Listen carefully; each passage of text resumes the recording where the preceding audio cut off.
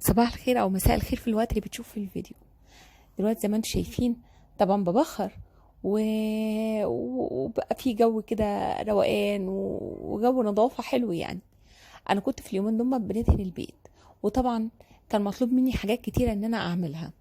آم، من طبيخ، من غسيل، من ترويق، وكمان كان المطبخ مع الدهان. مش عايزه اقول لكم، هسيبكم تعيشوا الاجواء دي كلها معايا، بس بجد كان يومين. وبما انكم عيلتي التانية فقررت ان انا اعمل معاكم الفيديو ده. زي ما انتم شايفين كده انا بعمل هنا برياني، وطبعا انا هنزل لكم برضو في اللينك ان شاء الله وصفة البرياني اللي انا عاملاها. هنا انا زي ما انتم شايفين انا حطيت البصل هنا وبقلبه، وكل ده كان من قبلها بليلة بالليل. يعني انا عملت الحاجات ديت من بالليل على اساس الناس اللي هتيجي تدهن عندي الشقه الصبح.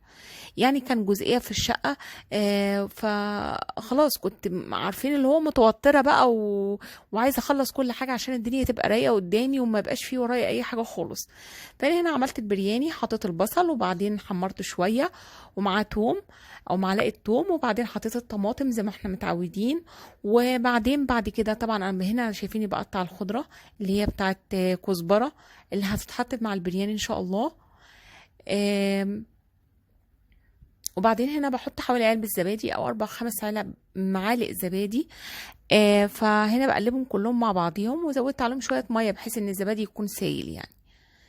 ده كله مع البصل مع الطماطم، بنسيبهم ياخدوا غلوة كده. وببدأ طبعا احط البهارات بتاعتي عبارة عن ملح وفلفل اسود وكمون وكزبرة ومعلقة صغيرة من كل حاجة، وكركم وكاري، ومعلقة من بهارات البرياني زي ما انتم شايفين كده.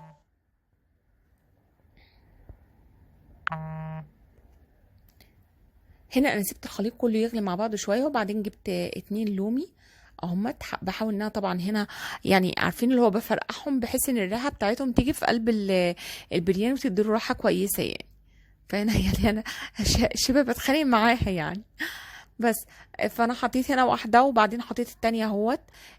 طبعا 2 مع الكميه اللي هي عندي ديت اللي انا كنت عاملاها. انا كنت عامله كميه كبيره لينا، وقلت طيب بالمره الناس اللي جايه ديت اكيد عايزه تتغدى، فخليني اعمل لهم الغدا عشان حرام الريحه بتطلع عليهم يعني وهم شغالين. بس فعملت هنا اهوت. انا جبت هنا الفراخ الاول. طبعا زي ما انتم شايفين كده انا فتحتها وعاملاها طبعا زي انصاص انصاص كده، يعني كل فرخه مقسماها نصين. وبحاول ان انا افتحها طبعا عشان ادخل فيها التتبيله كلها.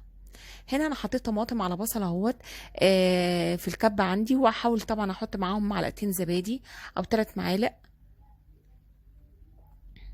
وهبدا احط بقى معلقه من مثلا من الصويا صوص، ومعلقه من الكاتشب، معلقه من الباربيكيو. في عندي هنا عصير ليمون اللي هو بيبقى في الازايز ده، حطيت منه شويه. برضو بيبقى كويس قوي. هنا انا بحط برضو الصويا صوص. الفيديو ده يا جماعة والله أنا يعني أنت تشوفوه في 8 دقايق بس، ده يعني حصلت يومين ونص. ما تنسونيش بقى في اللايكات عشان التعب اللي تعبته وعشان أصور لكم الفيديو بالشكل ده. طبعا أنت هتلاقوا الفيديو كله متلخبط، بس أنا عايزة أوصل لكم كل حاجة كانت ماشية معايا بالترتيب إزاي. هنا ده الباربيكيو اللي أنا بحطه اهوت.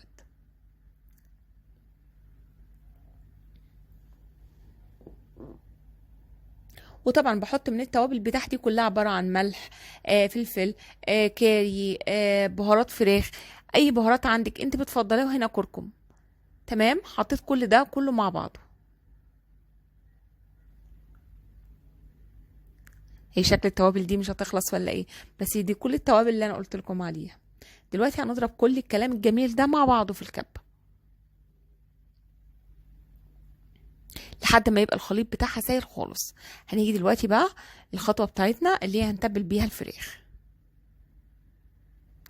هنمسك بقى الفراخ، عارفين نعمل لها مساج من كله، من فوق ومن تحت من كله. يعني الفرخة كلها يعني شبه يعني بتدخلي فيها التتبيلة من كل جهة. طبعا انا بقيتها ليله كامله زي ما انا قايله لكم. انا عملت الفيديو ده على يومين او يومين ونص. النص يوم اللي انا بقول لكم عليه ده هو اللي انا عملت فيه الكلام ده. هنا انا صلفرتها اهوت وادخلها في التلاجة.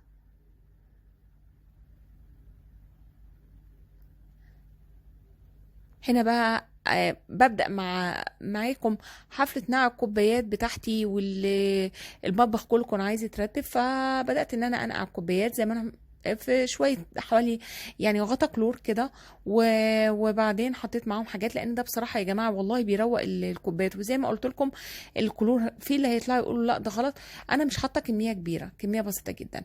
هنا طبعا بمسح التوابل بتاعتي كلها وبنظم العلب بتاعتي عشان تبقى شكلها برضو هي محطوطة تكون نظيفة ويكون شكلها كويس. صدقوني والله يعني عارفين الكلام ده كله بيديكي طاقة إيجابية جميلة قوي، وبيخليكي عايزة ان انت تعملي حاجات حلوة قوي يعني وتشتغلي في المطبخ بنفسك كده، لان المطبخ ده هو بيتنا التاني اللي احنا بنقعد فيه. هنا الغلية زي ما انتم شايفينها كده بتلمع بتبرق، انا حطيت فيها ملح ليمون وحطيته غليته في الغلاية لحد ما نضفته وبعدين مسحتها. هنا طبعا في بقى مسح الأرضية. هنا بقى عندنا العامل بتاعنا الظريف ده وهو بيدهن بقى، مش عايزة اقول لكم واحدة كده واحدة كده. رجعنا تاني للبرياني بتاعنا. انا هنا حطيت مية وسلقت فيها، بسلق فيها الرز. سلقت فيها الرز طبعا مع ورق لوري وحبهان واي توابل عندك انت بتحبيها. هنا ده الرز بقى بتاعنا بعد ما طلع، وانا حطيته طبعا نسيت اصور لكم الخطوه اللي هي بعد ما حطيته على الخلطه بتاعه الرز. هنا طبعا بمسح بقى البوتاجاز بعد البهدله دي كلها. حطيت عليه اللي هو سماك ده، مش عايزه اقول لكم بينضفها وبيخليها جميله قوي، يعني بينضف العيون وبيخليها العيون بتاعه البوتاجاز بيخليش فيها اي حاجه. هو طبعا اليومين دول كانوا متعبين جدا بالنسبه لي، بس الحمد لله هستريح عليها بقى، خاصه ان احنا في اجازه واستريح بقى طول الاجازه. هنا مسكت البوتاجاز يعني عارفين مرشته.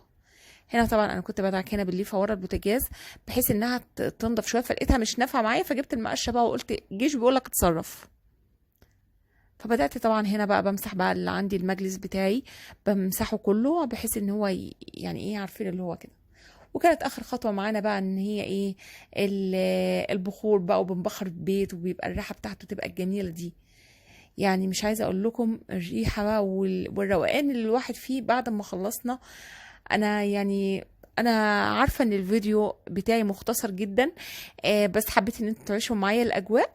يا رب الفيديو ده يكون عجبكم، ويكون الروتين بتاع النهارده عجبكم، واستنوني في روتينات تانية كتيره. بس اهم حاجه ما تنسونيش يا جماعه في اللايك، والله تعبت في اليومين دول كتير. اهم حاجه ما تنسونيش في اللايك.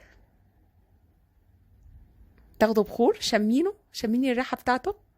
وانا جايه بقى ببخر وفرحانه بصراحه بعد الانجاز الكبير اللي انا عملته. البخور يا جماعه بيدي طاقه ايجابيه جميله قوي في البيت، يعني حلو ومستحب وسنه والريحه بتاعته بتبقى جميله، وبتحس ان انت بتبخري كل حاجه، تحس ان انت بيطرد اي حاجه وحشه والله. هنا طبعا انا جبت معطر الفرش بقى وبحاول بقى ادي ريحه حلوه كده بعد الكلام الجميل كله اللي احنا عملناه ده. صدقوني بعد التعب ده كله انا حاسه ان انا يعني ايه دلوقتي عارفين اللي هو مستريحه بقى خالص، ما عادش فيه ورايا اي حاجه بقى خالص. ولو عجبكم الروتين بتاع النهارده اهم حاجه ما تنسونيش في اللايك والشير والسبسكرايب للفيديو، واستنوني تاني في روتينات تانية جديده ان شاء الله تعجبكم وتحوز على عجبكم. بس اهم حاجه اللايك عشان يوصل لمجموعه كبيره يا جماعه. مع الف سلامه.